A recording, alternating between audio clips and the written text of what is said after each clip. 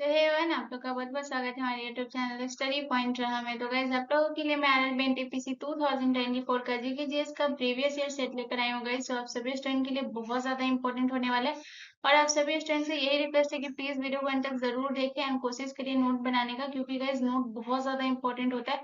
और मैं इसलिए भी बोल रही हूँ नोट बनाने के लिए, क्योंकि गाइस इसमें मैं बहुत सारी चीजों को क्लियर आउट करूंगी। तो जितनी भी चीजें आपको पता है आप उसको नोट मत करिए, लेकिन जिस चीज में भी आपको थोड़ी बहुत भी कंफ्यूजन है या जो चीज आपको नहीं पता है प्लीज उसको नोट करिए। जितना शॉर्ट तरीके से हो सके नोट करिए, और उससे भी ज्यादा इंपॉर्टेंट चीज है रिवीजन करिए। जितना ज्यादा आप रिवीजन करेंगे आपकी चीजें क्लियर आउट रहेगी, और रिवीजन आप करेंगे तो आप कम से कम समय में बहुत सारा इस चीजों को क्लियर आउट कर पाएंगे जब आप खुद से नोट बनाएंगे। तो इसलिए नोट बहुत इंपॉर्टेंट होता है। तो गाइस चलिए इस आरआरबी एनटीपीसी 2024 के जीके जीएस के प्रीवियस ईयर सेट को स्टार्ट करते हैं। और आज का आरआरबी का जो सेट है गाइस वो ध्यान रखना है, सेट हमारा 28 है, ये आपको ध्यान रखना है, ठीक है। तो चलिए इसे स्टार्ट करते हैं आज के सेट को। तो आज का हमारा पहला प्रश्न है, क्वेश्चन नंबर 1 है। क्वेश्चन नंबर 1 हमसे कह रहा है कि निम्न में से मालवा के पठार से कौन सी नदी निकलती है। तो आपको बताना है कि मालवा के पठार से कौन सी नदी निकलती है निम्न में से। तो आपके ऑप्शन है, ऑप्शन ए बांग गंगा नदी, ऑप्शन बी बेतवा नदी, ऑप्शन सी नर्मदा नदी, या ऑप्शन डी लूनी नदी। सो इसका जो करेक्ट आंसर होगा वो होगा option B is the correct answer. Malwa के पठार से कौन सी नदी निकलती है, तो ये आपको ध्यान रखना है, बेतवा नदी जो है ये मालवा के पठार से निकलती है। बहुत इंपॉर्टेंट प्रश्न है, आपसे क्वेश्चन पूछे गए कि मालवा के पठार से कौन सी नदी निकलती है, तो जरूरी नहीं कि मैंने जो ऑप्शन में बेतवा नदी दिया है वही बेतवा नदी हो। यहाँ पे हम बात करते हैं कि कौन कौन सी नदी है गाइस जो मालवा के पठार से निकलती है। तो इसको नोट कर लीजिए गाइस। सबसे पहले आपको याद रखना है चंबल नदी, ठीक है। चंबल नदी भी जो है गाइस ये आपको ध्यान रखना है, चंबल नदी ये कहाँ से निकलती है गाइस, तो ये आपको ध्यान रखना है चंबल नदी जो है ये भी जो है मालवा के पठार से निकलती है, ये आपको ध्यान रखना है। उसका दूसरा आपका होगा कौन सा नदी, बेतवा नदी। बेतवा नदी जो है गाइस ये आपको ध्यान रखना है, ये कहाँ से निकलती है गाइस, तो ये आपको ध्यान रखना है बेतवा नदी जो है ये भी जो है मालवा के पठार से निकलती है। उसके बाद आपको याद रखना और कौन सी नदी है गाइस, तो उसके बाद आपको याद रखना गाइस केन नदी। ये बहुत ज्यादा इंपॉर्टेंट है, ये आपका प्रीवियस ईयर प्रश्न था गाइस केन नदी का, तो याद रखिएगा। केन नदी जो है ये कहाँ से निकलती है गाइस, तो ये आपको ध्यान रखना है कि केन नदी जो है ये भी आपके मालवा के पठार से निकलती है। उसके बाद आपको याद रखना है काली नदी। काली नदी भी गैस मालवा के पठार से निकलती है, ये भी आपको ध्यान रखना है।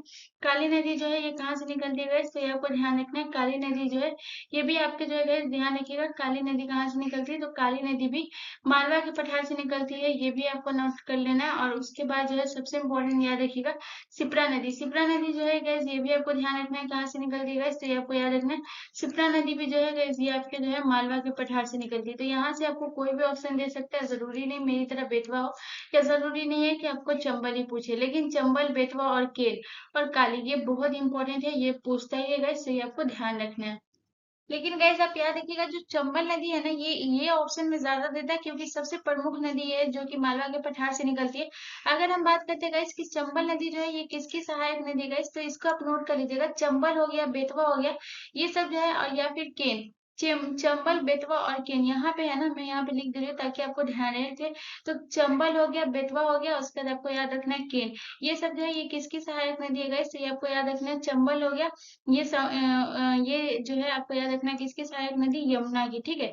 तो चंबल हो गया, बेतवा हो गया और केन नदी, ये सब किसकी सहायक नदी है गाइस, तो ये आपको याद रखना है। ये किसकी सहायक नदी है गाइस, तो ये आपको ध्यान रखना है, ये यमुना की सहायक नदी, ये भी आपको ध्यान रखना है।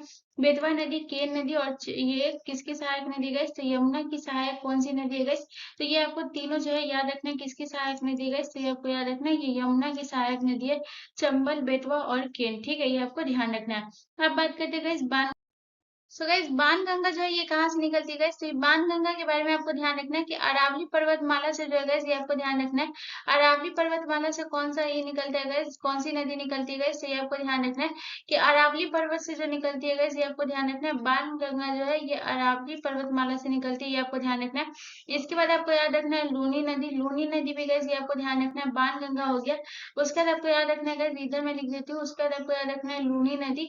लूनी नदी भी गाइस ये आपको ध्यान रखना है, ये जो है अरावली पर्वतमाला से निकलती है, ये आपको ध्यान रखना है। इसके बाद आपको एक और पॉइंट याद रखना है, कौन सा है गाइस, साबरमती। साबरमती भी कहाँ से निकलती है गाइस, तो ये आपको ध्यान रखना है। साबरमती भी जो है, साबरमती नदी जो है गाइस ये आपको ध्यान रखना है। ये सारे जो है साबरमती हो गया, बाणगंगा हो गया, ये सारे जो है अरावली पर्वतमाला से निकलते हैं। ये आपको ध्यान रखना है कि अरावली पर्वतमाला से कौन कौन सी नदी निकलती है, ये आपको ध्यान रखना है। उसके बाद अगर बात करते हैं नर्मदा नदी की गाइस, नर्मदा नदी आप सभी को पता होगा कि नर्मदा नदी कहाँ से निकलती है गाइस, तो अमरकंटक की पहाड़ी से कौन सी नदी निकलती है गाइस, तो ये आपको ध्यान रखना है। अमरकंटक के पहाड़ी से जो निकलती है गाइस, ये आपको ध्यान रखना है। अमरकंटक पहाड़ी से कौन सी नदी निकलती है गाइस, तो ये आपको ध्यान रखना है कि अमरकंटक पहाड़ी से जो है नर्मदा नदी निकलती है, ये आपको ध्यान रखना है। इसके बाद आपको याद रखना है सोन नदी। सोन नदी भी जो गैस ये कहाँ से निकलती है गैस, तो अमरकंटक के पहाड़ी से निकलती है। तो नर्मदा और सोन नदी जो है ये कहाँ से निकलती है गैस, तो याद रखिएगा ये अमरकंटक के पहाड़ी से निकलती है। अरावली पर्वतमाला से कौन सा निकलता है गैस, यहाँ पे जो है मैं अरावली को दूसरे से लिख देती हूँ ताकि आपको पता चले, इसमें कंफ्यूज नहीं हुई है।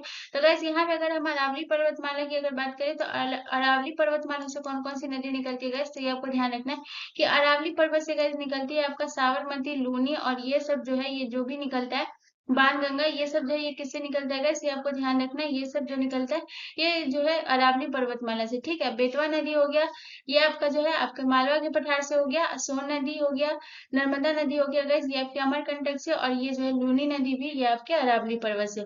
तो यहाँ से आप इतना चीजों को नोट कर लीजिएगा। चलिए नेक्स्ट क्वेश्चन की तरफ। अगला क्वेश्चन हमारा क्वेश्चन नंबर 2 है गाइस। क्वेश्चन नंबर 2 कह रहा है कि एक क्रिकेट टीम में मैदान पर खिलाड़ियों की संख्या कितनी होती है। तो आपको बताना है कि क्रिकेट टीम पर जो है मैदान की खिलाड़ियों की संख्या जो है कितनी होती है। तो आपके ऑप्शन है 11, ऑप्शन बी 7, ऑप्शन बी 10 या ऑप्शन डी 14।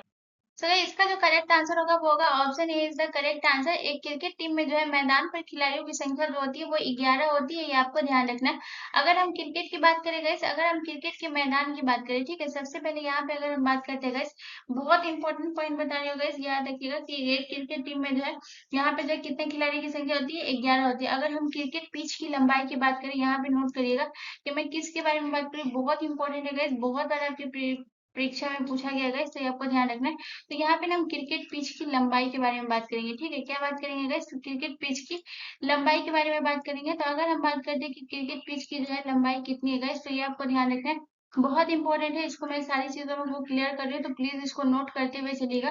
तो सबसे पहले अब बात करते हैं इसकी लंबाई की गाइस। तो आपको याद रखना है कि इसकी लंबाई जो है में 20.12 मीटर जो है, 20.12 मीटर जो है, आपको याद रखना है इसकी जो है लंबाई है। अगर आपसे अगर गज में पूछ ले कि गज में अगर ऑप्शन देते तो इसमें भी कंफ्यूज नहीं होना है। तो आपको याद रखना है इसका कितना गज है।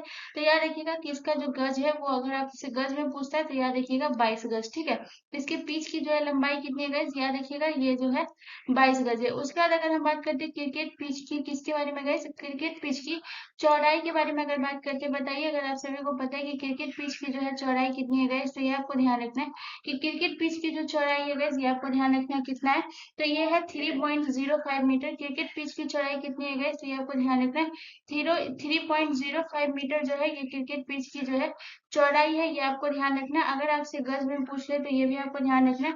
गज इसका कितना हो जाएगा गाइस, 3.33 गज हो जाएगा इसका।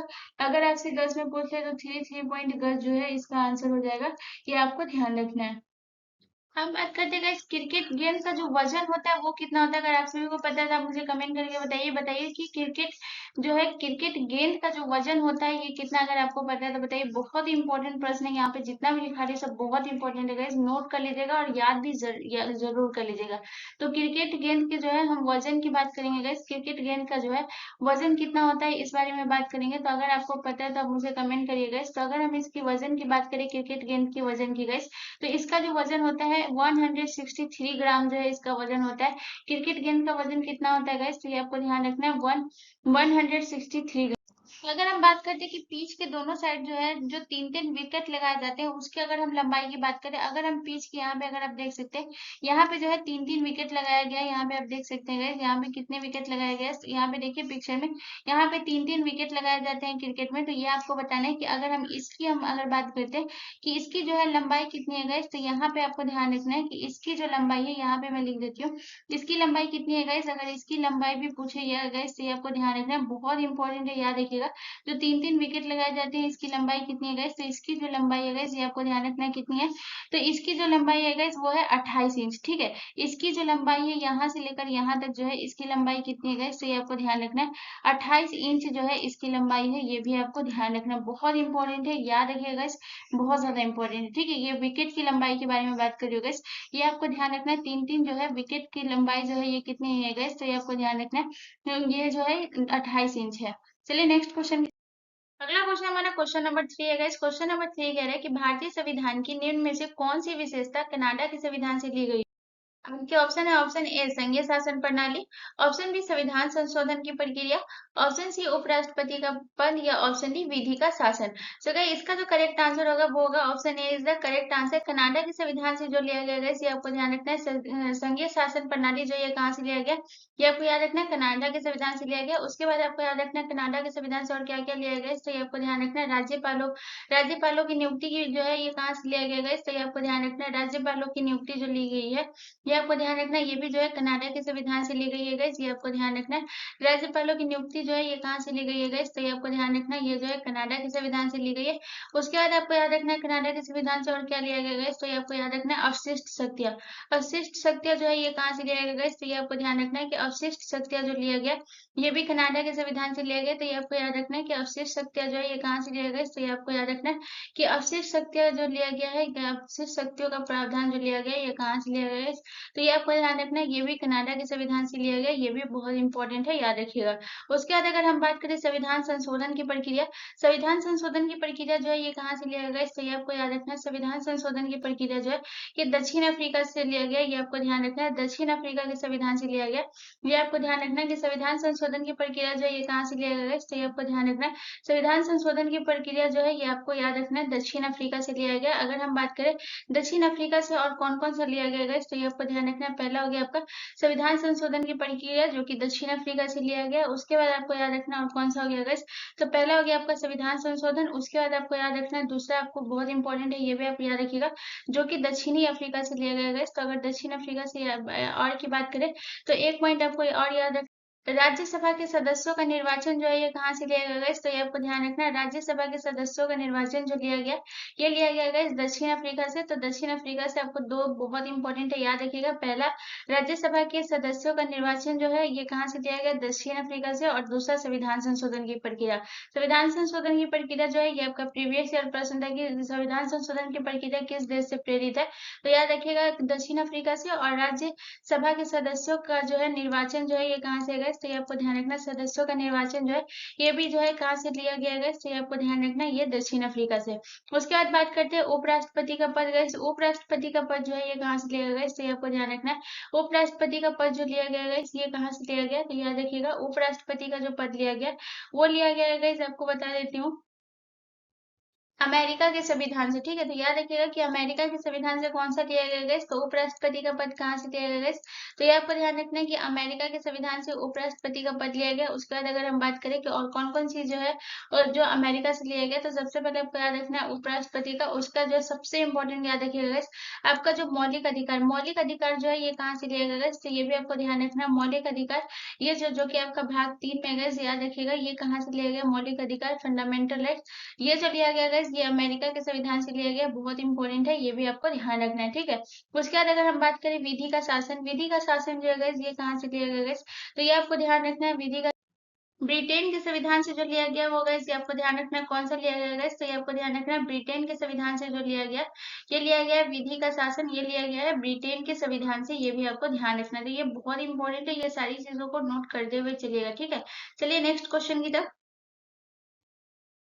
अगला क्वेश्चन हमारा क्वेश्चन नंबर 4 है गाइस। क्वेश्चन नंबर 4 हमसे कह रहे हैं कि कौन सा राज्य उत्तर पूर्वी राज्य की 7 बहनों का भाग नहीं है। ठीक है, तो यहाँ पे जो है 7 सिस्टर जिसका है उसका भाग नहीं बोला है, तो आपके ऑप्शन है अरुणाचल प्रदेश, ऑप्शन बी पश्चिम बंगाल, ऑप्शन सी त्रिपुरा या ऑप्शन डी मेघालय। तो सबसे पहले अगर हम बात करें उत्तर पूर्वी राज्य जो है, जो कि आपको अगर हम बात करते हैं जैसे कि अगर मैप की बात करें तो यहाँ पे जो है इस तरीके से मैप बनता है, जो आपको पता होगा इस तरीके से जो मैप बनता है यहाँ पे जो है अगर हम इंडिया की बात करें तो इस तरीके से आपका जो है मैप बनता है, ये आपको पता होगा। तो यहाँ पे अगर जो ये वाला जो एरिया होता है यहाँ पे जो है यहाँ पे जो भी राज्य आपका आएगा ये आपका 7 सिस्टर का भाग कहलाता है।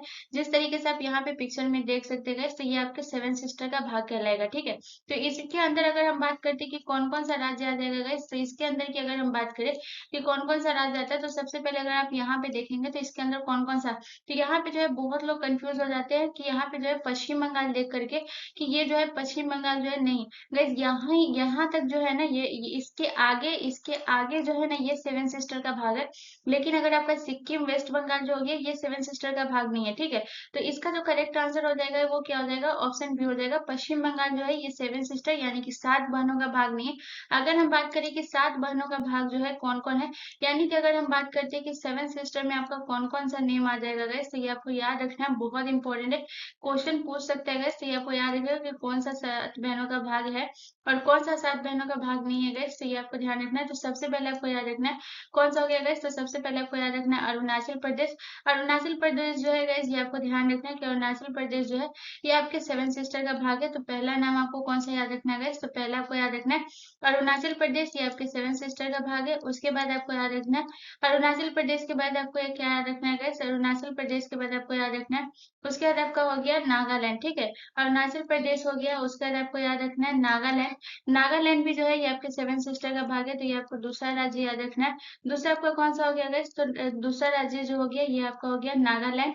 उसके बाद जो है तीसरा हो गया आपका असम। तीसरा आपका कौन सा राज्य हो गया गाइस, तीसरा हो गया आपका असम।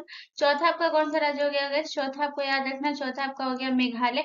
टोटल 7 राज्य आपको याद रखना है। और ये 7 राज्य कौन कौन से जो सेवन सिस्टर का भाग है, तो गाइस याद रखिएगा अरुणाचल प्रदेश, नागालैंड, असम, मेघालय। उसके बाद आपको याद रखना है मणिपुर। मणिपुर भी जो है ये भी आपका जो है सेवन सिस्टर का भाग है, तो आपका हो गया मणिपुर। ये टोटल कितने राज्य हो गए गाइस, तो ये आपको ध्यान रखना है, ये जो हो गए 1 2 3 4 5। उसके बाद अगर हम 2 की बात करें, जगह नहीं है तो मैं नीचे लिख दे रही हूँ गाइस, तो यहाँ पे आपको याद रखना है मणिपुर के बाद आपको याद रखना है कौन सा हो गया गाइस, मिजोरम और त्रिपुरा। मिजोरम और त्रिपुरा ये टोटल 7 राज्य जो है गाइस, ये आपको ध्यान रखना है। ये जो है ये आपको याद रखना है, ये क्या है गाइस, तो मिजोरम और आपको तीसरा लास्ट आखिरी रखना है त्रिपुरा। ये जो है ये सेवन सिस्टर का भाग है गाइस, ये आपको ध्यान रखना है, जो कि 7 बहन कहा गया, यानी कि 7 बहनों की भूमि भी इसे कहा गया है गाइस, तो ये आपको ध्यान रखना है। अगर हम बात करते हैं 7 बहनों की भूमि को जो है शब्द को कौन गढ़ा था और कब गढ़ा था, तो यहाँ पे आप नोट लेकर लिख लीजिएगा गाइस। नोट लेकर आप लिखिएगा गाइस कि 1972 में, नोट लेकर लिखिएगा कि 1972 में गाइस जो आपका जो है ज्योति प्रसाद जो है गाइस, ये आपको 1972 में ज्योति प्रसाद ने जो है 7 भूमि शब्द को गढ़ा था, ये आपको ध्यान रखना है। ज्योति प्रसाद ने गाइस कौन शब्द को गढ़ा था गाइस, तो ये आपको ध्यान रखना है, ज्योति प्रसाद ने 7 भूमि शब्द को गढ़ा था, ये आपको ध्यान रखना है। 7 भूमि शब्द को किसने गढ़ा था गाइस, तो ये आपको ध्यान रखना है। 7 भूमि शब्द को जो गढ़ा था ये गढ़ा था ज्योति प्रसाद ने, बहुत इंपॉर्टेंट है, इस पॉइंट को याद रखिएगा।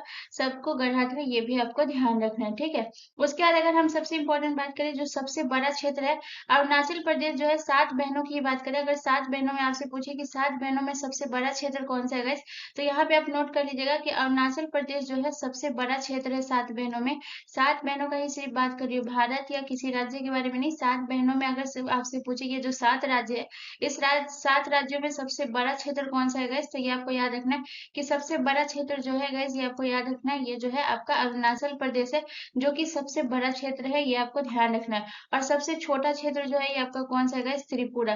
त्रिपुरा याद रखिएगा, त्रिपुरा क्या है गाइस, तो ये आपको ध्यान रखना है कि त्रिपुरा जो है ये आपका सबसे छोटा क्षेत्र है और सबसे बड़ा जो है ये आपका अरुणाचल प्रदेश है। ये आपको ध्यान रखना है। ये 7 बहनों का ही बात कर रही हूँ, इसके ये 7 राज्य में सबसे बड़ा जो है गाइस, ये आपको याद रखना है, सबसे बड़ा जो है अरुणाचल प्रदेश। और सबसे छोटा जो है गाइस, ये आपको याद रखना है, सबसे छोटा क्षेत्र किसका है, तो सबसे छोटा क्षेत्र जो है ये त्रिपुरा का है, ये आपको ध्यान रखना है। अधिक जनसंख्या गैस असम में है, ये आप भी आप नोट कर लीजिएगा कि अधिक जनसंख्या कहाँ है गैस, तो ये आपको याद रखना है असम में। और सबसे कम जनसंख्या गैस कहाँ है गैस, तो ये आपको याद रखना है मिजोरम में, ठीक है। तो सबसे अधिक संख्या गैस ये आपका जनसंख्या जो कि असम में, और सबसे कम जनसंख्या जो कि मिजोरम में, ये भी आप नोट कर लीजिएगा। चलिए नेक्स्ट क्वेश्चन की तरफ। अगला क्वेश्चन हमारा क्वेश्चन नंबर 5 है गाइस। क्वेश्चन नंबर 5 कह रहा है कि निम्नलिखित में से कुल वेदांग है, तो आपको बताना है कि कुल कितने वेदांग है, ये आपको बताना है। तो आपके ऑप्शन है, option A 5, option B 6, option C 8 या ऑप्शन डी 9। तो क्या इसका जो करेक्ट आंसर होगा वो होगा option B is the correct answer. कुल वेदांग जो है गाइस, ये आपको ध्यान रखना है। कितने वेदांग है गाइस, तो ये आपको याद रखना है कि कुल जो है वो 6 वेदांग है, ये आपको ध्यान रखना है। अगर बात करें कि ये 6 वेदांग जो है ये कौन कौन सा है गाइस, अगर हम 6 वेदांग के बारे में बात करें, तो सबसे पहले आपको याद याद रखना है कि जो आपका 6 वेदांग का नाम याद रखिएगा, बहुत इंपॉर्टेंट है, याद रखिएगा, क्योंकि इसमें से क्वेश्चन पूछ सकता है कि कौन सा 6 वेदांग है और कौन सा नहीं है गाइस, ऑप्शन देकर। तो ये आपको याद रखना है कि कौन सा जो है वो 6 वेदांग है। तो सबसे पहले आपको याद रखना है, जो है आपका याद रखना है शिक्षा। कुल 6 वेदांग कौन कौन से गाइस, इसको नोट कर लीजिएगा। तो पहला आपको याद रखना है जो हो गया आपका शिक्षा हो गया, दूसरा आपको याद रखना है, पहला आपको याद रखना है शिक्षा। उसका दूसरा नंबर पे आपको याद रखना है, दूसरा आपका कौन सा हो गया गाइस, दूसरा आपको याद रखना है कल्प। ठीक है, दूसरा कौन सा वेदांग हो गया गाइस, तो ये आपको याद रखना है कल्प हो गया। तीसरा आपको याद रखना है कौन सा वेदांग हो गया गाइस, ज्योतिष। तीसरा आपका कौन सा वेदांग हो गया गाइस, तीसरा जो हो गया ये आपका ज्योतिष हो गया। उसका जो है गाइस चौथा आपको याद रखना, चौथा आपका कौन सा हो गया, व्याकरण। ठीक है, चौथा आपका कौन सा हो गया गाइस, चौथा जो हो गया ये आपका व्याकरण हो गया, ये भी आपको ध्यान रखना है। चौथा कौन सा वेदांग हो गया गाइस, तो चौथा हो गया गाइस, ये आपको ध्यान रखना, चौथा आ गया आपका व्याकरण। उसके बाद अगर पांचवा की बात करें, पांचवा में हो गया आपका छंद। पांचवा में आपका क्या हो गया गाइस, तो पांचवा में आपका हो गया छंद। और छठा की अगर बात करें, छठा में आपका कौन सा हो गया गाइस, तो छठा में हो गया आपका, याद रखिएगा, निरुक्त। छठा में आपका कौन सा हो गया गाइस, तो निरुक्त हो गया। ठीक है, ये बहुत इंपॉर्टेंट है, इसको याद रखिएगा। ठीक है, अगर वेदांग में जो है शिक्षा को क्या कहा गया है, तो ये आपको याद रखना है, वेदांग में शिक्षा को कहा, शिक्षा को जो कहा गया गाइस, ये आप याद रखिएगा, शिक्षा को जो कहा गया वो नाक कहा गया। उसके बाद अगर कल्प की बात करें, कल्प को क्या कहा गया गाइस, तो ये आपको याद रखना है कि कल्प को हाथ कहा गया।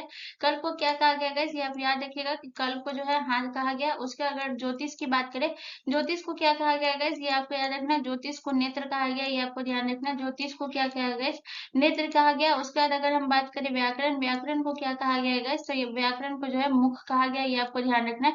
व्याकरण को जो है वेदों का मुख कहा गया। ठीक है, शिक्षा को जो है ये वेदों का नाक कहा गया। कल्प को शिक्षा का हाथ कहा गया, सॉरी, कल्प को जो है वो वेदों का हाथ कहा गया। ज्योतिष को जो है वो वेदों का नेत्र कहा गया। व्याकरण को जो है वेदों का मुख कहा गया। और छंद को जो है ये क्या कहा गया, वेदों का जो है ये पाद कहा गया, ये आपको ध्यान रखना। और निरुक्त को जो है क्या कहा गया, तो निरुक्त को जो है ये वेदों का कान कहा गया। तो ये भी आपको ध्यान रखना है। क्वेश्चन आपसे पूछ सकता है गाइस कि किसे वेदों का कान कहा गया या किसे वेदों का नाक कहा गया, ये आपको ध्यान रखना है, बहुत ज्यादा इंपॉर्टेंट है। ठीक है, ये आप नोट कर लीजिएगा। चलिए नेक्स्ट क्वेश्चन की तरफ। अगला क्वेश्चन हमारा क्वेश्चन नंबर 6 है गाइस। क्वेश्चन नंबर 6 कह रहा है कि पोटेशियम क्लोराइड का रासायनिक सूत्र क्या है। तो आपको बताना है कि पोटेशियम क्लोराइड का रासायनिक सूत्र क्या है। तो आपके ऑप्शन है, option A K2CO3, option B KNO3, option C NaNO3 या option D KCl। So guys इसका जो करेक्ट आंसर होगा वो होगा option D is the correct answer. Potassium chloride का रासायनिक सूत्र जो है ये क्या है, इससे आपको ध्यान रखना है।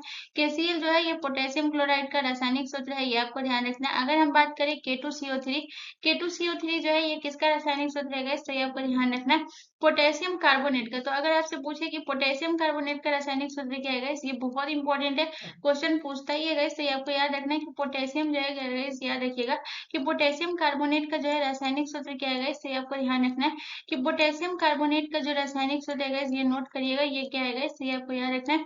पोटेशियम कार्बोनेट का रासायनिक सूत्र जो है वो K2CO3 जो है ये पोटेशियम कार्बोनेट का रासायनिक सूत्र है। उसके बाद अगर हम बात करें NaNO3, NaNO3 जो है ये सोडियम नाइट्रेट का रासायनिक सूत्र है, ये किसका रासायनिक सूत्र है, तो ये आपको याद रखना है कि सोडियम नाइट्रेट का रासायनिक सूत्र क्या है, तो ये आपको याद रखना है कि सोडियम नाइट्रेट का जो है रासायनिक सूत्र जो है ये NaNO3 जो है ये सोडियम नाइट्रेट का रासायनिक सूत्र है। ठीक है, उसके बाद अगर हम बात करें KNO3 जो है ये किसका रासायनिक सूत्र है, तो ये आपको ध्यान रखना है।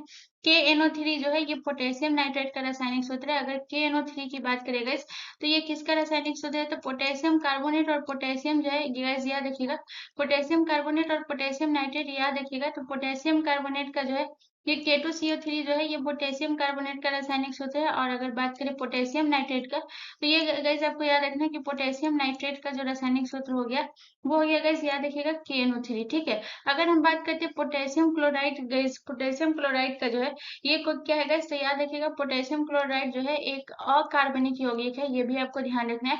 पोटेशियम क्लोराइड क्या है गाइस, तो ये आपको याद रखना है कि पोटेशियम क्लोराइड जो है एक अकार्बनिक यौगिक है, ये भी आपको ध्यान रखना है। अकार्बनिक यौगिक है आपका पोटेशियम क्लोराइड। अगर इसका उपयोग पूछे, ये भी आपको याद रखना है, अकार्बनिक यौगिक है या कार्बनिक यौगिक है, ये भी आपको ध्यान रखना है। तो पोटेशियम क्लोराइड आपका अकार्बनिक यौगिक है, ये आपको ध्यान रखना है। अगर हम बात करें इसका उपयोग, इसका उपयोग जो है जल की अस्थायी कठोरता को दूर करने के लिए किया जाता है। इसका उपयोग की अगर हम बात करें, पोटेशियम जो है क्लोराइड के उपयोग के बारे में अगर बात करें, इसका उपयोग जो है कहाँ होता है गैस, ये भी आपको ध्यान रखना है। तो अगर इसके उपयोग की बात करें तो इसका उपयोग क्या कहाँ होता है गैस, तो जल के अस्थायी कठोरता को दूर करने के लिए किसका उपयोग होता है गाइस? तो ये आपको ध्यान रखना है कि जल के अस्थायी कठोरता को दूर करने के लिए जो है, ये आपको ध्यान रखना है, जल के अस्थायी कठोरता को दूर करने के लिए किसका उपयोग होता है? अस्थायी की कठोरता को दूर करने के लिए जो उपयोग होता है वो होता है गाइस, ये आप ध्यान रखिएगा, किसका होता है? ये होता है पोटेशियम क्लोराइड का, अस्थायी कठोरता को दूर करने के लिए। प्लीज गाइस इसको नोट कर लीजिएगा अच्छे से गाइस, प्लीज इसको ध्यान रखिएगा, ठीक है। अस्थायी कठोरता को दूर करने के लिए इसको नोट कर लीजिएगा। चलिए नेक्स्ट क्वेश्चन की तरफ। अगला क्वेश्चन हमारा क्वेश्चन नंबर 7 है गाइस। क्वेश्चन नंबर 7 कह रहा है कि स्कर्वी रोग किस विटामिन की कमी के कारण होता है? तो आपको बताना है कि स्कर्वी रोग जो है ये किस विटामिन की कमी के कारण होता है। तो आपके ऑप्शन है, option A vitamin D, option B vitamin A, option C vitamin B या option D vitamin C. So guys इसका जो करेक्ट आंसर होगा वो होगा option D is the correct answer. Vitamin C की कमी से जो है आपका स्कर्वी रोग होता है, ये आपको ध्यान रखना है। उसके बाद अगर हम बात करें विटामिन ए की कमी से, विटामिन ए की कमी से होता है जो कि आपका रतौंधी। रतौंधी किस विटामिन की कमी के कारण होता है गाइस? तो विटामिन ए की कमी के कारण रतौंधी होता है।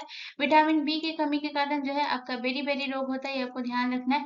बेरी बेरी रोग जो है ये किस विटामिन की कमी के कारण होता है गाइस? तो ये आपको ध्यान रखना है, विटामिन बी की कमी के कारण बेरी बेरी रोग होता है, ये आपको ध्यान रखना है। अगर हम बात करें विटामिन डी, विटामिन डी की कमी के कारण होता है रिक्टस। रिक्टस रोग जो है ये गाइस याद रखिएगा, रिक्टस रोग जो है ये किसमें होता है? बहुत इंपॉर्टेंट है, ये भी पूछा गया था गाइस, तो याद रखिएगा। रिक्टस रोग जो होता है गाइस ये आपको ध्यान रखना है, ये कौन सी विटामिन की कमी? Vitamin D. अब बात करते हैं इस विटामिन सी के जो है कौन कौन से स्रोत है। अगर हम विटामिन जो है सी के स्रोत की अगर हम बात करें तो गैस याद रखिएगा विटामिन सी का जो है सबसे प्रमुख स्रोत कौन कौन सा है गैस? तो सबसे पहले आपको याद रखना है सबसे ज्यादा जो है विटामिन सी किसमें होता है गैस? तो ये आपको ध्यान रखना है कि सबसे ज्यादा विटामिन सी जो होता है गैस याद रखिएगा वो किसमें होता है? तो सबसे ज्यादा विटामिन सी जो होता है ये आंवला में होता है, ये आपको ध्यान रखना है। सबसे ज्यादा विटामिन सी किसमें होता है गैस? तो ये आंवला में होता है। जो थोड़ा बहुत खट्टे होते हैं ना उसमें विटामिन सी, जो खट्टे फल होते हैं उसमें विटामिन सी पाया जाता है, जैसे आंवला ले लीजिए। उसके बाद आपको याद रखना है संतरा, संतरा में भी जो है आपका कौन सा पाया जाता है गाइस? ये आपको ध्यान रखना है, संतरा में भी आपका विटामिन सी पाया जाता है। उसके बाद आपको याद रखना है नींबू, नींबू में भी आपका कौन सा होता है गाइस? ये आपको ध्यान रखना है, नींबू में भी आपका विटामिन सी पाया जाता है। अच्छा आप सबसे इंपॉर्टेंट बताइए कि आपका जो है ब्रोकली, ब्रोकली में आपका कौन सा ही पाया जाता है ये बताइए। सबसे इंपॉर्टेंट है, याद रखिएगा कि ब्रोकली में जो है ये क्या पाया जाता है। बहुत लोगों को लगता है कि ब्रोकली जो है इसमें खटापन नहीं होता है, तो इस वजह से जो है ये नहीं होता होगा विटामिन सी।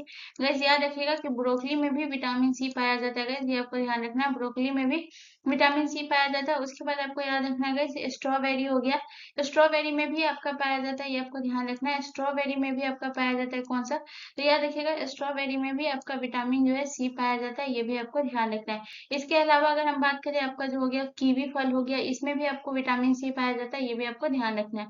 ठीक है, चलिए नेक्स्ट क्वेश्चन की तरफ। अगला क्वेश्चन हमारा क्वेश्चन नंबर 8 है गाइस। क्वेश्चन नंबर 8 कह रहा है कि कौन सी संसदीय समिति में राज्यसभा का कोई भी सदस्य नहीं होता है। तो आपको बताना है कि कौन सी संसदीय समिति है जिसमें राज्यसभा का कोई भी सदस्य नहीं होता है। तो आपके ऑप्शन है, ऑप्शन ए लोक लेखा समिति, ऑप्शन बी प्राक्कलन समिति, ऑप्शन बी संसदीय भाषा समिति या ऑप्शन डी इनमें से कोई नहीं। सो गाइस इसका जो करेक्ट आंसर होगा वो होगा option B is the correct answer. प्राक्कलन समिति में गाइस ध्यान रखिएगा कि इसमें जो है राज्यसभा का कोई भी सदस्य नहीं होता। अगर हम प्राक्कलन समिति के बारे में बात करें तो सबसे पहले हम इसके गठन के बारे में बात करेंगे गाइस। आपको बताना है कि प्राक्कलन समिति का जो है गठन कब हुआ है, ये आपको बताना है, ठीक है। तो आपको ध्यान रखना है कि प्राक्कलन समिति का जो गठन हुआ है ये कब हुआ है गाइस? तो 1950 में जो है इस समिति का गठन हुआ था गाइस, ये आपको ध्यान रखना है। प्राक्कलन समिति का गठन कब हुआ है गाइस? तो ये आपको ध्यान रखना है कि 1950 में इसका गठन हुआ है। अगर हम बात करते हैं इसमें टोटल कितने सदस्य है गाइस, तो ये आपको ध्यान रखना है इसमें टोटल जो है इस समिति में कितने सदस्य है। तो ये आपको याद रखना है कि टोटल जो है 22 सदस्य, ठीक है, ये आपको ध्यान रखना है। सॉरी टोटल कितने सदस्य गए, तो आपको ध्यान रखना है कि इसमें जो है टोटल 30 सदस्य, ठीक है। प्राक्कलन समिति में कितने सदस्य गए, तो आपको ध्यान रखना है कि टोटल जो है 30 सदस्य है प्राक्कलन समिति में। और ये 30 सदस्य जो है गाइस, ये आपको याद रखना है, ये 30 सदस्य जो है 30 सदस्य जो है ये कहाँ के गए, तो आपको ध्यान रखना है 30 सदस्य, ये 30 सदस्य लोकसभा के होते हैं, इसमें से राज्यसभा के एक भी सदस्य नहीं होते। ये आपको ध्यान रखना है कि 30 सदस्य जो है ये क्या होते हैं, तो आपको ध्यान रखना है 30 सदस्य जो है लोकसभा के होते हैं, ये भी आपको ध्यान रखना है। इसमें जो है राज्यसभा का एक भी सदस्य नहीं होता है। 30 सदस्य लोकसभा के होते हैं, इसमें राज्यसभा का नहीं होता। बहुत इंपॉर्टेंट पॉइंट है, इसको ध्यान रखिएगा। इसका गठन हुआ और इसमें कितने सदस्य होते हैं और कौन कितने लोकसभा से होते हैं और कितने राज्यसभा राज्यसभा से। अब सबसे इंपॉर्टेंट बात करेंगे लोक लेखा समिति। लोक लेखा समिति भी उतना ही ज्यादा इंपॉर्टेंट है गाइस। तो ये आपको याद रखना है कि सबसे पहले लोक लेखा समिति के गठन के बारे में बात करेंगे। अगर आपको पता है तो आप मुझे कमेंट करके जरूर बताइएगा कि लोक लेखा समिति का गठन कब हुआ था गाइस। तो ये आपको ध्यान रखना है कि 1921 में जो है लोक लेखा समिति का गठन हुआ था। ये आपको ध्यान रखना है। लोक लेखा समिति का गठन कब हुआ था गाइस? 1921 में।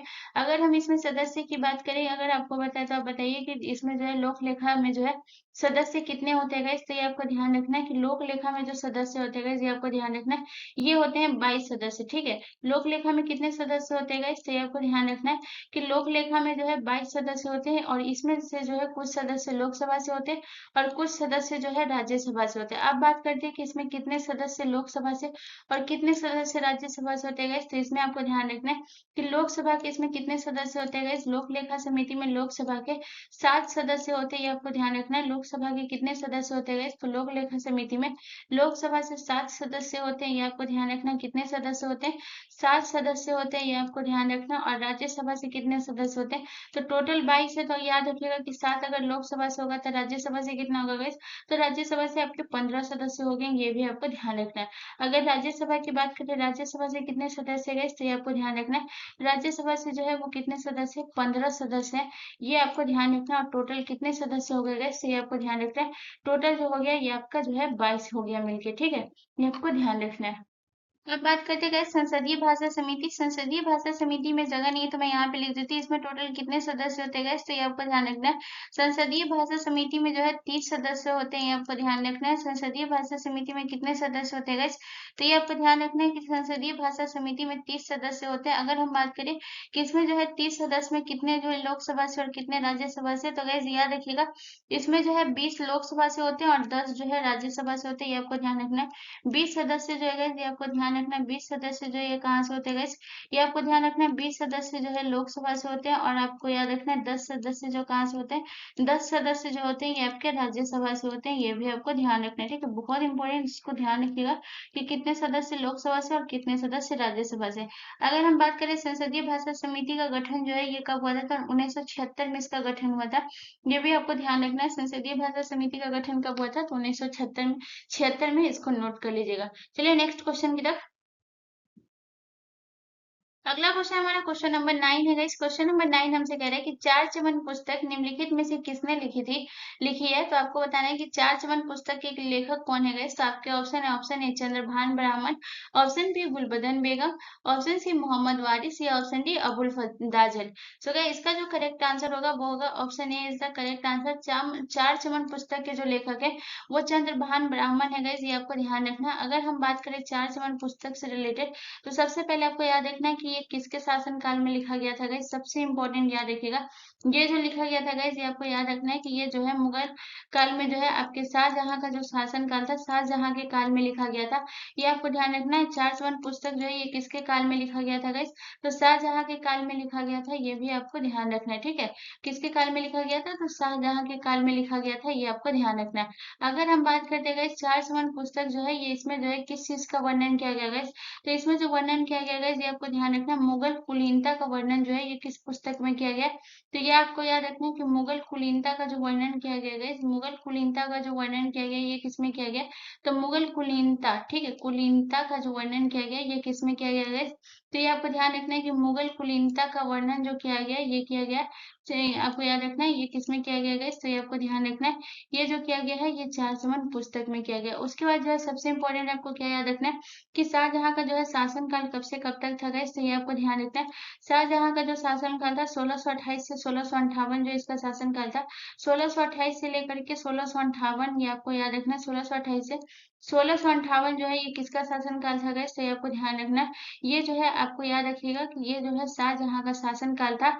ये अभी आपको बहुत इंपॉर्टेंट है, याद रखिएगा इसका शाहजहां का शासनकाल आपको याद रखना है गाइस, बहुत इंपॉर्टेंट है। ये प्रश्न पूछता ही रहता है, तो ये आपको नोट कर लेना कि किसका जो है कौन सा काल है। ठीक है, तो शाहजहां का शासनकाल 1628 से लेकर के 1658, ये शाहजहां का काल था। ठीक है, गुलबदन बेगम के द्वारा जो है क्या लिखा गया था गैस, आप सभी को पता होगा, हुमायूं नामा। हुमायूं नामा जो पुस्तक जो लिखा गया था वो जो है गुलबदन बेगम के द्वारा जो है हुमायूं नामा लिखा गया था। ये आपको ध्यान रखना है। चलिए नेक्स्ट क्वेश्चन की तरफ। अगला क्वेश्चन हमारा क्वेश्चन नंबर 10 है गाइस। क्वेश्चन नंबर 10 कह रहा है कि भगवान महावीर ने मोक्ष कहाँ प्राप्त किया था। तो ये आपको बताना है कि भगवान महावीर जो है ये इन्होंने मोक्ष कहाँ प्राप्त किया है। तो आपके ऑप्शन है पावापुरी में, ऑप्शन बी कुंडग्राम में, ऑप्शन सी वाराणसी में, या ऑप्शन डी अयोध्या में। सो गाइस इसका जो करेक्ट आंसर होगा वो होगा option A is the correct answer. Mahavir Swami ने जो मोक्ष प्राप्त किया था वो पावापुरी में किया था, ये आपको ध्यान रखना है। अगर पावापुरी बात करें गाइस ये कहाँ है गाइस, तो ये आपको याद रखना है कि ये जो है बिहार के नालंदा जिला में है, ये भी आपको ध्यान रखना है। ये कहाँ है गाइस, तो आपको याद रखना है बिहार के नालंदा जिला में आपका जो है पावापुरी है। जहाँ गाइस ये आपको याद रखना है कि भगवान महावीर ने जो है गाइस ये आपको याद रखना है मोक्ष प्राप्त किया था गाइस, ये आपको ध्यान रखना है। ठीक है, अगर बात करें गाइस जो है ये आपको याद रखना है बिहार के नालंदा जिला में। अगर बात करते गाइस ऑप्शन बी आपका जो है कुंडाग्राम, कुंडग्राम के बारे में अगर बात करें तो यहाँ जो है भगवान महावीर का जो है जन्म हुआ था गाइस, ये आपको ध्यान रखना है। यहाँ जो है ये जन्म हुआ था, और जन्म कब हुआ था गाइस, तो 599 ईसा पूर्व जो है गाइस ये आपको ध्यान रखना है। 599 ईसा पूर्व में जो है इनका भगवान महावीर का जन्म हुआ था, और कहाँ हुआ था गाइस, कुंडग्राम में, ये भी आपको ध्यान रखना है। कुंडग्राम की अगर बात करें गाइस तो ये आपको ध्यान रखना है ये कहाँ है गाइस, तो ये वैशाली के पास है, ये आपको ध्यान रखना है। ये कहाँ है गाइस, तो ये आपको याद रखना है ये वैशाली के पास है। अगर भगवान महावीर के बारे में बात करें गाइस तो ये आपको याद रखना है ये जो है भगवान महावीर आपके कैमे तीर्थकर थे। तो याद रखिएगा कि भगवान महावीर जो है ये आपके 24वें तीर्थकर थे, ये भी आपको ध्यान रखना है। भगवान महावीर जो है ये कैमे तीर्थकर थे गाइस, तो ये आपको ध्यान रखना है। ये जो है गाइस ये आपको याद रखना है ये 24वें तीर्थकर थे, जो कि जैन धर्म के वास्तविक संस्थापक थे। संस्थापक अगर पूछेगा तो ऋषभ देव, लेकिन वास्तविक संस्थापक पूछेगा गाइस तो ये आपको याद रखना है महावीर स्वामी। और इनका जो चिन्ह था गाइस ये क्या था गाइस, तो ये आपको याद रखना है इनका जो चिन्ह था वो था सी। सी जो है इनका चिन्ह था, ये भी आपको ध्यान रखना है, ये भी बहुत इंपॉर्टेंट है। चिन्ह वाला भी प्रश्न पूछता है गाइस, तो ये आपको ध्यान रखना है। ठीक है, चलिए नेक्स्ट क्वेश्चन की तरफ।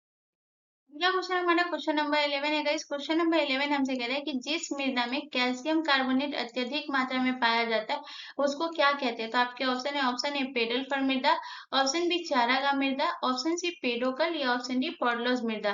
तो गाइस इसका जो करेक्ट आंसर होगा गाइस वो होगा आपका ऑप्शन सी। ऑप्शन सी जो है वो करेक्ट आंसर हो जाएगा। इसमें क्या है, कैल्शियम कार्बोनेट जिस मिट्टी में सबसे ज्यादा पाया जाएगा उसे पेडोकल कहेंगे, ये आपको ध्यान रखना है। अगर बात करते हैं गाइस जिस मिट्टी में आपका जो है आयरन ऑक्साइड और एल्युमिनियम पाया जाएगा अत्यधिक मात्रा में, उसे पेडल फर कहेंगे। तो जरूरी नहीं आपसे कैल्शियम कार्बोनेट ही अत्यधिक मात्रा में पूछ ले। आपको याद रखना है कि जिसमें जो है गाइस ये आपको याद रखना है क्या है, जिसमें आपके आयरन ऑक्साइड हो, आयरन ऑक्साइड और एल्युमिनियम अधिक मात्रा में, आयरन ऑक्साइड और एल्युमिनियम अत्यधिक मात्रा में हो गैस, ये आपको ध्यान रखना है। उस मिट्टी को क्या कहेंगे, उस मिट्टी को जो कहेंगे वो कहेंगे पेडल फर। ठीक है, आयरन ऑक्साइड और क्या हो गैस, और आपको याद रखना है, और आपका एल्युमिनियम, एल्युमिनियम जो है ये अधिक अत्यधिक मात्रा में हो, ये भी आपको ध्यान रखना है। एल्युमिनियम जो है गाइस ये आपको याद रखना है जो है अधिक मात्रा में, उसे कौन सी मृदा कहेंगे, अधिक मात्रा में उसे कौन सी मृदा कहेंगे, तो उसे हम पेडल फर मृदा कहेंगे। अधिक मात्रा में हो उसे हम क्या कहेंगे गाइस, तो ये आपको ध्यान रखना है। अधिक मात्रा में हो उसे हम कौन सी मृदा कहेंगे, तो उसे हम पेडल फर मृदा कहेंगे। ठीक है, उसके बाद अगर हम बात करते हैं गाइस चारागाह मृदा, चारागाह मृदा किसे कहते हैं गाइस, तो ये आपको ध्यान रखना है जिसमें जैविक पदार्थों की मात्रा अधिक हो। ठीक है, जिसमें क्या होगा आपको याद रखना है, इसमें क्या होता है, इसमें है ना जैविक पदार्थों की मात्रा अधिक होगी। जिस भी मिट्टी में जैविक पदार्थों की मात्रा अधिक होगी गैस उसे कौन सी मृदा कहेंगे। तो जैविक पदार्थों की मात्रा अगर अधिक होती है गैस, जैविक पदार्थों की मात्रा अगर अधिक होगी गैस उसे हम क्या कहते हैं, तो जैविक पदार्थों की मात्रा अगर अधिक होगी उसे हम कहेंगे चारागाह मृदा। और जिसमें कैल्शियम कार्बोनेट होगा उसे अत्यधिक मात्रा में, उसे आपको याद रखना है अधिक मात्रा में, उसे हम कौन सी मिट्टी कहेंगे, पेडोकल। और जिसमें जो है आपको याद रखना आयरन ऑक्साइड और एल्युमिनियम अधिक मात्रा में हो उसे पेडल फर। ठीक है, चलिए नेक्स्ट क्वेश्चन की तरफ। अगला क्वेश्चन हमारा क्वेश्चन नंबर 12 है गाइस। क्वेश्चन नंबर 12 कह रहा है कि क्या होता है जब अम्ल या क्षार को पानी में मिलाया जाता है। आपको बताना है कि जब अम्ल यानी कि एसिड और बेस को जब पानी में मिलाया जाएगा तो क्या होगा। तो आपके ऑप्शन है, ऑप्शन ए प्रति इकाई आयतन में आयनों की सांद्रता में कमी आएगी, ऑप्शन बी आपसे कह रहा है कि प्रति इकाई आयतन में आयनों की सांद्रता में वृद्धि होगी, ऑप्शन सी आपसे कह रहा है कि प्रति लीटर मात्रा में आयनों की सांद्रता में कमी होगी, या ऑप्शन डी आपसे कह रहा है कि प्रति इकाई आयतन में आयनों की सांद्रता में कमी होगी। ठीक है, तो यहाँ पे आपको बताना है कि प्रति इकाई यहाँ पे है, और बहुत लोग यहाँ पे कंफ्यूज है, यहाँ पे प्रति इकाई प्रति लीटर है, ये आपको ध्यान रखना है। ठीक है, तो अगर इसका जो करेक्ट आंसर हो जाएगा वो हो जाएगा ऑप्शन आपका जो है प्रति इकाई आयतन में आयनों की सांद्रता में जो है कमी होगी। ऑप्शन ए जो है ये आपको ध्यान रखना है गाइस, ये एक करेक्ट हो जाएगा प्रति इकाई। हालांकि ऑप्शन डी भी सेम ही है गाइस, प्रति इकाई आयतन में आयनों की सांद्रता में कमी, लेकिन यहाँ पे जो है प्रति इकाई की जगह पे आप इसे प्रति लीटर कर लीजिए। ये आपको ध्यान रखना है, यहाँ पे आपको क्या कर लेना है गाइस, यहाँ पे जो है प्रति लीटर कर लेना है। जो है प्रिंटिंग से मिस्टेक हो गया गाइस, यहाँ पे प्रति लीटर कर लीजिए। ठीक है, तो प्रति इकाई आयतन में आयनों की सांद्रता में जो कमी होगी ये आपका करेक्ट आंसर हो जाएगा जब अम्ल को क्षार से मिलाया जाएगा। चलिए नेक्स्ट क्वेश्चन की तरफ। अगला क्वेश्चन हमारा क्वेश्चन नंबर 14 है गाइस। क्वेश्चन नंबर 14 कह रहा है कि लोकसभा और राज्यसभा के संयुक्त सत्र की अध्यक्षता कौन करता है। तो आपको बताना है कि लोकसभा और राज्यसभा के संयुक्त सत्र की अध्यक्षता कौन करता है। तो आपके ऑप्शन है, ऑप्शन ए प्रधानमंत्री, ऑप्शन बी राष्ट्रपति, ऑप्शन सी लोकसभा अध्यक्ष, या ऑप्शन डी लोकसभा उपाध्यक्ष। तो गाइस इसका जो करेक्ट आंसर होगा वो होगा option C is the correct answer. इसकी जो है अध्यक्षता यहाँ पे आपसे पूछ रहा है कि इसकी जो है अध्यक्षता कौन करता है गाइस, लोकसभा और राज्यसभा के संयुक्त सत्र की। तो ये लोकसभा अध्यक्ष करते हैं, लेकिन जो है ये सत्र को बुलाता कौन है गाइस, अगर आपसे बोले कि ये सत्र को कौन बुलाता है तो ये राष्ट्रपति। सो गाइस याद रखिएगा कि संयुक्त बैठक जो है ये किसके द्वारा बुलाई जाती है गाइस, तो ये आपको ध्यान रखना है संयुक्त, इसी में लोग कंफ्यूज हो जाते हैं गाइस। ये आपको ध्यान रखना है कि संयुक्त बैठक जो है ये किसके द्वारा बुलाई जाती है गाइस, तो संयुक्त बैठक जो बुलाई जाती है किसके द्वारा बुलाई जाती है गाइस, तो ये आपको ध्यान रखना है ये राष्ट्रपति के द्वारा बुलाई जाती है। ये किसके द्वारा बुलाई जाती है गाइस, तो ये आपको ध्यान रखना है संयुक्त बैठक जो बुलाई जाती है गाइस, ये आपको ध्यान रखना है ये राष्ट्रपति के द्वारा जो है कि राष्ट्रपति जो है इसे बुलाता है, ये आपको ध्यान रखना है। ठीक है, और ये सत्र कब बुलाई जाती है, जब जो है सदन जो है आपका जो है सत्र में ना हो, यानी कि जब दोनों सदन में मतभेद हो जाएगा तब जो है ये जब कोई विधेयक को पारित करना होता है, तो इस वजह से जो है राष्ट्रपति जो है संयुक्त बैठक जो है ये बुलाता है। ये आपको ध्यान रखना है, जिसकी अध्यक्षता कौन करता है, लोकसभा अध्यक्ष करता है। अगर हम बात करें ये जो है किस अनुच्छेद के अनुसार करता है गाइस, तो ये आपको ध्यान रखना है अनुच्छेद 108 के अनुसार करता है। ये किस अनुच्छेद के अनुसार है गाइस, ये आपको ध्यान रखना है। तो ये आपको ध्यान रखना है कि अनुच्छेद 108 के अनुसार। ठीक है, ये आपको ध्यान रखना है अनुच्छेद जो है किसके अनुसार है गाइस, तो ये आपको ध्यान रखना है अनुच्छेद 108 के अनुसार। ये भी आपको ध्यान रखना है, जिसमें जो है संयुक्त बैठक बुलाई जाती है राष्ट्रपति के द्वारा, जिसकी अध्यक्षता जो है गाइस लोकसभा अध्यक्ष करते हैं। अगर लोकसभा अध्यक्ष उपस्थित ना हो तो उसके कंपैरिजन उसके बाद उसे कौन करेगा गाइस, अगर लोकसभा अध्यक्ष जो है सभा में उपस्थित ना हो तो उसके बाद जो है लोकसभा उपाध्यक्ष करते हैं। चलिए नेक्स्ट क्वेश्चन की तरफ। अगला क्वेश्चन हमारा क्वेश्चन नंबर 14 है गाइस। क्वेश्चन नंबर 14 कह रहा है कि परमाणु संलयन अभिक्रिया निम्न में से किस समीकरण पर आधारित है। तो आपको बताना है कि परमाणु संलयन अभिक्रिया जो है ये किस समीकरण पर आधारित है। तो आपके ऑप्शन है, ऑप्शन ए ई बराबर M C square, option B आपसे कह रहा है C2 बराबर ई एम, ऑप्शन सी कह रहा है आपसे ई बराबर M2C, ऑप्शन डी आपसे कह रहा है E2 बराबर MC। सो गाइस आपको याद रखना है कि नाभिकीय संलग्न जो है वो प्रतिक्रिया होती है। इसमें क्या होता है गाइस, इसमें क्या होता है कि दो अलग अलग नाभिक जो है एक साथ मिलकर एक बड़े और भारी नाभिक का जो है निर्माण करते हैं। यहाँ पे आप ध्यान रखना है कि जो दो अलग अलग नाभिक होते हैं गाइस, ये आपको ध्यान रखना है, ये मिलकर जो है ये बहुत बड़े नाभिक का जो है निर्माण करते हैं गाइस, ये आपको ध्यान रखना है। और इसका जो है जो सूत्र होता है वो क्या होता है, तो गाइस याद रखिएगा इसका जो सूत्र होता है ई बराबर जो है MC स्क्वायर इसका सूत्र होता है। तो क्या हो जाएगा, ऑप्शन ए करेक्ट आंसर हो जाएगा। अगर हम बात करें ई को जो है क्या कहा जाता है गैस, तो ये आपको ध्यान रखना है ई जो होता है ये आपका क्या होता है गैस, तो ये आपको याद रखना है ई जो है ये आपका ऊर्जा होता है यानी एनर्जी। ठीक है, उसके बाद अगर हम बात करते हैं एम, एम जो है ये आपका क्या होता है गैस, तो ये आपको ध्यान रखना है एम जो है एम जो आपका क्या होता है गैस, तो ये आपको याद रखना है एम जो होता है ये आपका होता है द्रव्यमान। ठीक है, एम जो होता है ये आपका क्या होता है गैस, तो ये आपको ध्यान रखना है एम जो होता है ये आपका जो होता है द्रव्यमान होता है, ये आपको ध्यान रखना है। उसके बाद अगर हम बात करें सी, सी जो है ये आपका क्या होता है गैस, तो ये आपका होता है सी जो होता है ये आपका प्रकाश की गति होता है। ठीक है, तो ई बराबर एम सी स्क्वायर में आप समझ गए कि ई जो है ये आपका क्या होता है, तो याद रखिएगा ई जो है आपका ऊर्जा होता है, एम जो है ये आपको ध्यान रखना है एम जो है द्रव्यमान होता है, और सी जो है ये प्रकाश की गति होता है। ठीक है, इसको भी आपको ध्यान रखना है, ये प्रकाश की क्या होता है गैस, तो ये आपको ध्यान रखना है ये प्रकाश की गति होती है। तो ये भी आप ध्यान रखिएगा गाइस, बहुत इंपॉर्टेंट है, इसको नोट कर लीजिएगा। चलिए नेक्स्ट क्वेश्चन की तरफ। अगला क्वेश्चन हमारा क्वेश्चन नंबर 15 है गाइस। क्वेश्चन नंबर 15 कह रहा है कि मौलिक अधिकार का उल्लेख भारतीय संविधान के किस भाग में किया गया। तो आपको बताना है कि मौलिक अधिकार का जो उल्लेख है वो भारतीय संविधान के किस भाग में किया गया। तो आपके ऑप्शन है, ऑप्शन ए भाग 2 में, ऑप्शन बी भाग 3 में, ऑप्शन सी भाग 1 में, या ऑप्शन डी भाग 4 में। सो क्या इसका जो करेक्ट आंसर होगा वो होगा option B is the correct answer. मौलिक अधिकार का जो उल्लेख किया गया ये किसमें किया गया गाइस, तो भाग 3 में क्या गया है ये आपको ध्यान रखना। अगर हम भाग 3 से रिलेटेड कुछ पॉइंट की बात करें तो सबसे पहले जो है भारतीय संविधान का मैग्ना कार्टा जो है ये किसे कहा गया गाइस? तो ये आपको ध्यान रखना है कि भारतीय संविधान का मैग्ना कार्टा जिसे कहा गया वो भाग 3 को ही कहा गया, ये आपको ध्यान रखना है। भारतीय संविधान का मैग्ना कार्टा किसे कहा गया गाइस? तो ये आपको ध्यान रखना है भारतीय संविधान का मैग्ना कार्टा जो कहा गया गाइस ये आपको ध्यान रखना है किसे कहा गया? तो ये कहा गया गाइस ये आपको याद रखना है मैग्ना कार्टा जो कहा गया ये किसे कहा गया? तो ये कहा गया भाग 3 को भारतीय संविधान का मैग्ना कार्टा, ठीक है। उसके बाद आपको याद रखना जो है ये जो है मौलिक अधिकार जो है गाइस सबसे इम्पोर्टेंट याद रखिएगा ये किस आर्टिकल में गाइस? तो ये आपको ध्यान रखना है मौलिक अधिकार जो है ये आपका अनुच्छेद 12 से लेकर के 35 तक है, ये आपको ध्यान रखना है। 12 से लेकर कहाँ तक है गाइस? तो ये आपको ध्यान रखना है 35 तक है। अगर हम बात करें जो है आपका जो है मौलिक अधिकार जो है अभी कितना है गाइस? तो आपको याद रखना है जब संविधान निर्माण हुआ था तो कितना था गाइस? तो 7 था।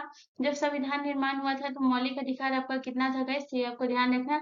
जब संविधान निर्माण हुआ था तो ये आपको याद रखना है कि आपको ये कितना था?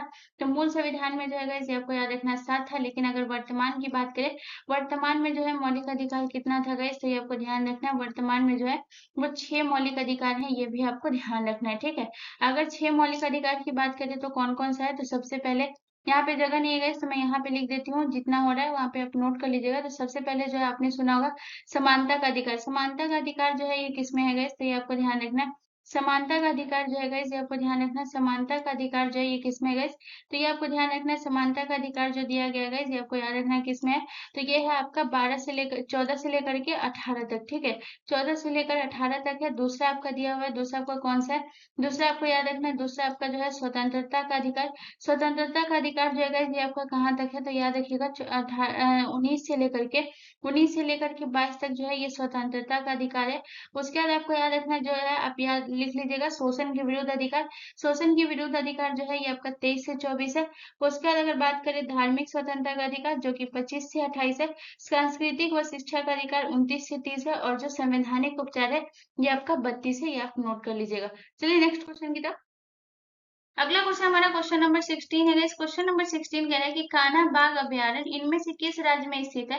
तो आपको बताना है कि कान्हा बाग अभयारण्य जो है ये किस राज्य में स्थित है? तो आपके ऑप्शन ए महाराष्ट्र में, ऑप्शन बी मध्य प्रदेश में, ऑप्शन सी उत्तर प्रदेश में या ऑप्शन डी तेलंगाना में। तो अगर इसका जो करेक्ट आंसर होगा वो होगा option B is the correct answer.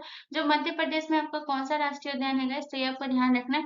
ये आपका कान्हा राष्ट्रीय उद्यान जो है ये मध्य प्रदेश में है, जो कि ये राज्य मध्य प्रदेश राज्य का जो है सबसे बड़ा राष्ट्रीय उद्यान है, ये आपको ध्यान रखना है।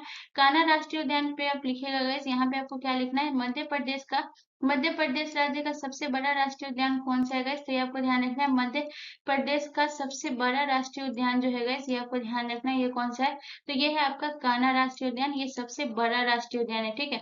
अगर हम बात करें गाइस सबसे बड़ा राष्ट्रीय उद्यान है, उसके बाद अगर हम बात करते गए जिसमें किसकी स्थापना कब हुई या फिर इसे जो है इसे राष्ट्रीय उद्यान में कब घोषित किया गया, ये 2 पॉइंट और याद रखिएगा। तो सबसे पहले इसको नोट कर लीजिएगा कि मध्य प्रदेश का सबसे बड़ा राष्ट्रीय उद्यान है, ये आपको नोट कर लेना है। दूसरा आपको क्या नोट करना है इसकी स्थापना, कान्हा राष्ट्रीय उद्यान की जो है स्थापना कब हुई थी गाइस? तो ये आपको ध्यान रखना है इसकी जो स्थापना हुई थी गाइस ये आपको ध्यान रखना है कब हुई थी? तो इसकी जो स्थापना हुई थी वो हुआ था 1955 में, ठीक है। इसकी स्थापना कब हुई थी गाइस? तो ये हुआ था 1955 1955 में जो है इसकी स्थापना हुई थी। अगर हम बात करें कान्हा राष्ट्रीय उद्यान को जो है घोषित कब हुआ राष्ट्रीय उद्यान के रूप में, ये इसे कब घोषित किया गया गाइस ये भी आपको ध्यान रखना है। तो इसे जो घोषित किया गया था गाइस वो आपको ध्यान रखना है 1973 में जो है इसे घोषित किया गया, ये भी आपको ध्यान रखना है। 1973 में जो है राष्ट्रीय उद्यान में जो है इसे घोषित किया गया, ये भी आपको ध्यान रखना है। 1973 में जो है राष्ट्रीय उद्यान जो है गाइस ये आपको याद रखना है, राष्ट्रीय उद्यान जो है घोषित किया गया, ये भी आपको ध्यान रखना है, ठीक है। उसके बाद अगर बात करते हैं महाराष्ट्र में आपका कौन सा है गाइस? तो ये आपको याद रखना है पेंच राष्ट्रीय उद्यान, ये कहाँ है गाइस? तो ये आपके महाराष्ट्र में। चलिए नेक्स्ट क्वेश्चन की तरफ। अगला क्वेश्चन हमारा क्वेश्चन नंबर 17 है गाइस। क्वेश्चन नंबर 17 कह रहा है कि निम्न में से कौन सी ऊर्जा समुद्र से नहीं मिलती है? तो आपको बताना है कि कौन सी ऊर्जा है जो समुद्र से नहीं मिलती है। तो आपके ऑप्शन ए ज्वारीय ऊर्जा, ऑप्शन बी तरंग ऊर्जा, ऑप्शन सी भूतापीय ऊर्जा या ऑप्शन डी सागरीय ताप ऊर्जा। तो गाइस इसका जो करेक्ट आंसर होगा वो होगा option C is the correct answer. ऊर्जा समुद्र से नहीं मिलती है वो कौन सा है गाइस? तो ये आपको याद रखना है भूतापीय ऊर्जा जो है समुद्र से नहीं मिलती है, ये आपको ध्यान रखना है। ये जो है ये ऊर्जा के बारे में आपको एक पॉइंट याद रखना है, ये क्या होता है गाइस, भूतापीय ऊर्जा जो है ये पृथ्वी के आंतरिक भाग में संग्रहित ऊर्जा है, ठीक है। ये कौन सी ऊर्जा है गाइस, तो यहाँ पे आप इसको नोट कर लीजिएगा कि भूतापीय ऊर्जा जो है ये आपको याद रखना है कि ये पृथ्वी के आंतरिक भाग, ठीक है, ये आपको ध्यान रखना है पृथ्वी के आंतरिक भाग, ये आपको ध्यान रखना है पृथ्वी के आंतरिक आंतरिक भाग में संग्रहित ऊर्जा, ठीक है, आंतरिक भाग में संग्रहित ऊर्जा गाइस ये आपको याद रखना है। भूतापीय ऊर्जा कौन सा ऊर्जा है, तो ये आपको ध्यान रखना है पृथ्वी के आंतरिक भाग में संग्रहित जो है ऊर्जा कौन सी है गाइस, तो ये आपको ध्यान रखना है भूतापीय ऊर्जा, ये आपको ध्यान रखना है संग्रहित ऊर्जा है, ये आपको ध्यान रखना है भूतापीय ऊर्जा, ठीक है। चलिए नेक्स्ट क्वेश्चन की तरफ। अगला क्वेश्चन हमारा क्वेश्चन नंबर 18 है। इस क्वेश्चन नंबर 18 कह रहा है कि निम्नलिखित युग्मों में से कौन एक सुमेलित नहीं है, यानी कि कौन है जो कि एक सुमेलित नहीं है गाइस। तो आपके ऑप्शन है, ऑप्शन ए कलिंग पुरस्कार जो कि बोल रहे हैं कि विज्ञान की लोकप्रियता के लिए दिया जाता है। ऑप्शन बी आपसे कह रहा है पुलित्जर पुरस्कार जो कि धर्म में प्रगति के लिए दिया जाता है। ऑप्शन सी आपसे कह रहा है बोर्लोग पुरस्कार जो कि कृषि के लिए दिया जाता है। और ऑप्शन सी डी आपसे कह रहा है डेविड कोहेन पुरस्कार जो कि साहित्य के लिए दिया जाता है। सो गाइस अगर हम बात करें तो कलिंग पुरस्कार जो है विज्ञान की लोकप्रियता के लिए दिया जाता है, ये आपको पता है। डेविड कोहेन पुरस्कार ये भी साहित्य के लिए दिया जाता है। बोर्लॉग पुरस्कार जो है जो कि आपके नॉर्मन बोर्लॉग जो है हरित क्रांति के जनक है, ये किस क्षेत्र में दिया जाता है गाइस, कृषि के क्षेत्र में, तो ये भी करेक्ट है। लेकिन जो आपका पुलित्जर पुरस्कार है गाइस ये धर्म की प्रगति में नहीं दिया जाता है। तो अगर बात करें ये किस में दिया जाता है गाइस, तो यहाँ पे आप नोट कर लीजिएगा पत्रकारिता, पत्रकारिता के क्षेत्र में जो है ये कौन सा पुरस्कार दिया जाता है गाइस, तो ये दिया जाता है गाइस, ये आपको ध्यान रखना है कि पत्रकारिता के क्षेत्र में कौन सा पुरस्कार दिया जाता है गाइस, तो ये आपको नोट करना है कि ये जो पुरस्कार दिया जाता है गाइस ये आपको ध्यान रखना है पत्रकारिता के क्षेत्र में दिया जाता है। पुलित्जर पुरस्कार जो है ये किस में दिया जाता है गाइस, तो ये आप नोट कर लीजिएगा पत्रकारिता के क्षेत्र में ये पुरस्कार दिया जाता है, ये भी आपको ध्यान रखना है, ठीक है। चलिए नेक्स्ट क्वेश्चन की तरफ। अगला क्वेश्चन हमारा क्वेश्चन नंबर 19 है गाइस। क्वेश्चन नंबर 19 कह रहा है कि सार का सचिवालय कब स्थापित किया गया। तो आपको बताना है कि सार का सचिवालय जो है ये कब स्थापित किया गया। तो आपके ऑप्शन ऑप्शन है 1980 में, ऑप्शन बी 1984 में, ऑप्शन सी 1987 में, या ऑप्शन डी 1990 में। सो गाइस इसका जो करेक्ट आंसर होगा वो होगा option C is the correct answer. अगर आप क्वेश्चन सही से पढ़ेंगे तो यहाँ पे आपसे क्या बोला, सार की स्थापना की बात नहीं कर रहा है, सार के सचिवालय की स्थापना की बात कर रहा है, ठीक है। तो इसकी जो स्थापना है गैस ये कब हुआ था, 1987 में हुआ था। अगर बात करें कहाँ हुआ था गैस, तो ये आपको याद रखना है इसकी जो स्थापना हुई थी ये हुआ था काठमांडू में, जो कि अभी कहाँ है गैस, वर्तमान में ये कहाँ है गैस, तो ये आपको याद रखना है काठमांडू जो कि आपका कहाँ है गैस, नेपाल में, ठीक है। ये सार के सचिवालय की स्थापना काठमांडू में हुई थी 1987 में। अगर हम बात करते हैं सिर्फ सार की स्थापना की, सार की स्थापना जो है कब हुई थी गैस, तो ये आपको ध्यान रखना है कि सार की स्थापना जो हुआ था गैस ये आपको ध्यान रखना है 1985 में। इसी में लोग बहुत ज्यादा कंफ्यूज खा जाते हैं और रॉन्ग आंसर मार देते हैं, ध्यान रखिएगा। 1985 में जो है सार्क की स्थापना हुई थी, ये आपको ध्यान रखना है। अगर बात करें सार्क में टोटल कितने सदस्य देश हैं गैस, तो 8 देश सदस्य देश हैं, ये आपको ध्यान रखना है। सार्क में टोटल कितने सदस्य देश हैं गैस, तो ये आपको ध्यान रखना है सार्क में टोटल 8 सदस्य देश हैं। अगर हम बात करें कि सार्क में जो है इसकी स्थापना जो है गाइस 1985 में हुई थी, तो अगर हम बात करें कि ये कहाँ हुई थी गाइस, ये भी आपको ध्यान रखना है। तो इसकी स्थापना जो हुई थी गाइस ये आपको ध्यान रखना 1985 में बांग्लादेश के, जो बांग्लादेश की राजधानी है गाइस ये आपको ध्यान रखना है। बांग्लादेश की राजधानी कहाँ है गाइस, तो बांग्लादेश की राजधानी ढाका जो है गाइस ये आपको ध्यान रखना है। और यहाँ जो है सार्क की स्थापना हुई थी, बांग्लादेश की राजधानी जो आपका ढाका है, यहाँ जो है सार्क की स्थापना हुई थी। इसमें टोटल 8 सदस्य देश है। अगर हम बात करें इसमें 8 सदस्य देश कौन कौन से है गाइस, तो ये आपको ध्यान रखना है। सबसे पहले आपको याद रखना है गाइस कौन कौन से देश, तो सबसे पहले आपको तो बांग्लादेश से याद रखना है, जो कि बांग्लादेश में इसकी जो है स्थापना हुई थी। बांग्लादेश के जो है राजधानी ढाका में इसकी स्थापना हुई थी। तो पहला देश आपको कौन सा याद रखना है, बांग्लादेश हो गया। उसके बाद आपको याद रखना है कौन सा हो गया गाइस, उसके बाद आपको याद रखना है भूटान हो गया। उसके बाद आपको याद रखना है कौन सा हो गया गाइस, भूटान के बाद आपको याद रखना है भारत हो गया। टोटल 8 सदस्य देश के नेम याद रखने हैं गाइस। उसके बाद भारत के बाद आपका कौन सा हो गया गाइस, भारत के बाद हो गया गाइस आपका नेपाल हो गया। भारत के बाद आपका कौन सा हो गया गाइस, भारत के बाद जो है गाइस आपको याद रखना है नेपाल हो गया। नेपाल के बाद आपको कौन सा हो गया गाइस, नेपाल के बाद हो गया आपका पाकिस्तान हो गया। उसके बाद पाकिस्तान के बाद गाइस आपको क्या याद रखना है, पाकिस्तान के बाद आपको याद रखना है जो कि हो गया आपका मालदीव हो गया। टोटल जो है ये कितना हो गया गाइस, ये आपको ध्यान रखना है। तो टोटल जो है ये आपका, टोटल जो है आपका जो है यहाँ पे अभी 6 हुआ है, ठीक है। तो यहाँ पे आपको याद रखना कौन कौन सा देश है, तो ये हो गया आपका मालदीव हो गया। उसके बाद अगर हम बात करें और आपका कौन सा हो गया, श्रीलंका, श्रीलंका भी जो है ये भी शामिल है गाइस, तो ये आपको हो गया श्रीलंका। और लास्ट जो है आपका कौन सा बचा गाइस, लास्ट जो बचा है वो आपका अफगानिस्तान, ठीक है। लास्ट जो है ये आपका कौन सा बचा है गाइस, तो लास्ट जो है आपका बचा है अफगानिस्तान। ये टोटल 8 सदस्य देश है, इसको नोट कर लीजिएगा गाइस। इसमें से क्वेश्चन पूछ सकता है कि कौन सा देश जो है ये शामिल नहीं है, तो जब तक कि आपको 8 सदस्य देश नेम याद नहीं होंगे, आप नहीं सही करेक्ट कर पाएंगे, तो याद रखिएगा बांग्लादेश, भूटान, भारत, नेपाल, पाकिस्तान, मालदीव, श्रीलंका और अफगानिस्तान। ये टोटल 8 देश है जो कि शामिल है। बांग्लादेश 1, भूटान 2, भारत 3, नेपाल 4, पाकिस्तान 5, मालदीव 6, श्रीलंका 7 और अफगानिस्तान 8। चलिए नेक्स्ट क्वेश्चन की तरफ। अगला क्वेश्चन हमारा क्वेश्चन नंबर 20 है गाइस। क्वेश्चन नंबर 20 कह रहा है कि निम्नलिखित में से पुष्पों का अध्ययन क्या कहलाता है। तो आपको बताना है कि पुष्पों का अध्ययन जो है ये क्या कहलाता है। तो आपके ऑप्शन है entomology, option B pomology, option C phycology या option D anthology. So guys इसका जो करेक्ट आंसर होगा वो होगा ऑप्शन जो है आपका हो जाएगा डी। डी जो है ये करेक्ट आंसर हो जाएगा। पुष्पों का अध्ययन क्या कहलाता है गाइस, तो एंथोलॉजी जो है ये पुष्पों का अध्ययन कहलाता है। ये आपको ध्यान रखना। अगर हम बात करें एंटेमोलॉजी, एंटेमोलॉजी में जो है किसका अध्ययन होता है गाइस, तो ये आपको ध्यान रखना है। कीटों का अध्ययन क्या कहलाता है गाइस, तो ये आपको ध्यान रखना है। कीटों का अध्ययन जो कहलाता है वो एंटेमोलॉजी जो है कीटों का अध्ययन कहलाता है, ये आपको ध्यान रखना है। अगर बात करते हैं फाइकोलॉजी, फाइकोलॉजी में किसका अध्ययन होता है गाइस, तो शैवाल, शैवाल का अध्ययन जो है ये क्या कहलाता है गाइस, तो ये आपको ध्यान रखना है कि शैवाल का जो अध्ययन कहलाता है ये आपको ध्यान रखना है। शैवाल का अध्ययन क्या कहलाता है गाइस, तो ये आपको ध्यान रखना है। फाइकोलॉजी जो है ये शैवाल का अध्ययन कहलाता है, ये आपको ध्यान रखना है। अगर पोमोलॉजी की बात करें गाइस, तो फलों का अध्ययन क्या कहलाता है गाइस, तो ये आपको ध्यान रखना है। फलों का जो अध्ययन कहलाता है, फलों का अध्ययन क्या कहलाता है गाइस, तो ये आपको ध्यान रखना है। पोमोलॉजी जो है ये फलों का अध्ययन कहलाता है। और पुष्पों का अध्ययन जो कहलाता है वो क्या कहलाता है गाइस, तो ये आपको ध्यान रखना है। पुष्पों का जो अध्ययन कहलाता है ये आपका एंथोलॉजी जो है पुष्पों का अध्ययन कहलाता है, ये आपको ध्यान रखना है। ठीक है, तो गाइस जो आपका जो है आरआरबी एनटीपीसी 2024 का जीके जीएस का प्रैक्टिस सेट जो है आपका 28 जो है ये कंप्लीट हो चुका है गाइस। तो आप मुझे कमेंट करके बताइएगा कि आपको जो है ये सेशन कैसा लगा। एंड सेकंड चीज है गाइस, प्लीज आप सभी इसको नोट जरूर बना लीजिएगा, अच्छा लगा हो या ना लगा हो, आपका प्रीवियस ईयर सेट था तो इस सारी चीजों को नोट जरूर कर लीजिएगा। जितनी भी चीज आपको पता है आप उसको नोट नहीं करिए, पर जो चीज आपको नहीं पता है गाइस प्लीज उसको नोट करिए एंड रिविजन करिए। तो गाइज आपका जो है आरआरबी एनटीपीसी का सेट 28 समाप्त हो चुका है। गाइज प्लीज चैनल को जरूर सब्सक्राइब कर लीजिएगा एंड बेल आइकन पे जरूर क्लिक कर लीजिएगा। मिलते हैं नेक्स्ट वीडियो में गाइज, धन्यवाद।